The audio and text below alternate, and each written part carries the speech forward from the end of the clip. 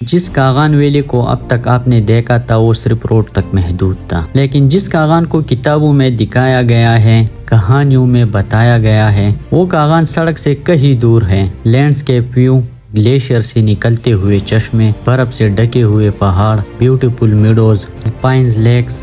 ویسے تو کاغان ویلی میں بے شمار لیکس ہے، لیکن کوئن لیک صرف ایک ہے اور وہ ہے دودھی پتھر لیک۔ اور آج میں آپ کو کاغان ویلی کا کوئن لیک اس چھوٹے سے ولاگ میں دکھاؤں گا۔ ہم نے اپنا ٹریک بیسر میں مون ریسٹورنٹ کی پارکنگ سے شروع کیا۔ ٹریک شروع ہوتی ہی جولے میں ہم نے پر ہیڈ 50 روپے دے کر دریا پار کر دیا اور ٹریک شروع کیا۔ 1 گھنٹہ ٹریک کے بعد ہم نے راستے میں ناشتہ کیا اور پھر ایک پورٹر کے ساتھ ہم نے اپنا ٹریک دوبارہ شروع کیا۔ بیسر سے 2 گھنٹے ٹریک کے بعد ہم مشکل راستے سے نکل گئی، جو کہ پورا ٹریک دریا میں پتھروں کے اوپر سے گزرتا تھا اور نان سٹاپ اس خوبصورت لینڈسکیپ کے ساتھ ہم مولا کی بستی پہنچ گئے۔ مولا کی بستی کو دودھی پتھر لیک کا بیس کیمپ مانا جاتا ہے۔ مولا کی بستی کی اونچائی 12,160 فٹ تھا اور بیسر سے ہمیں 5 گھنٹے لگے یہاں تک پہنچنے میں۔ یہاں پر دوستوں کا انتظار کیا اور یہیں پر رات گزار کر صبح ناشتے کے بعد ہم نے لیک کی طرف اپنا ٹریک شروع کیا۔ مولا کی بستی سے لیک تک بالکل آسان اور خوبصورت ٹریک ہے، جسے ہم نے 1.5 گھنٹے میں آسانی سے کور کیا۔ لیک کی اونچائی سطح سمندر سے 12,800